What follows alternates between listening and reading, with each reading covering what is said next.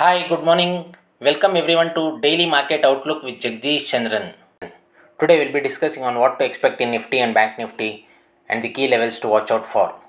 Nifty and Bank Nifty continues to trade in a range. The Nifty key supports would be 18,800 and 18,600 zones, and Bank Nifty the supports would be 42,000 followed by 41,500. The key resistance for Nifty would be 19,350, 19,450 zones, and Bank Nifty resistance would be 43,400, 43,600 zones. That's all for now. Hope the video is useful and is helping for your investment and trading decisions. If so, do hit the like button and subscribe to our channel for more market updates and market insights. Thank you, happy investing and safe trading. Take care.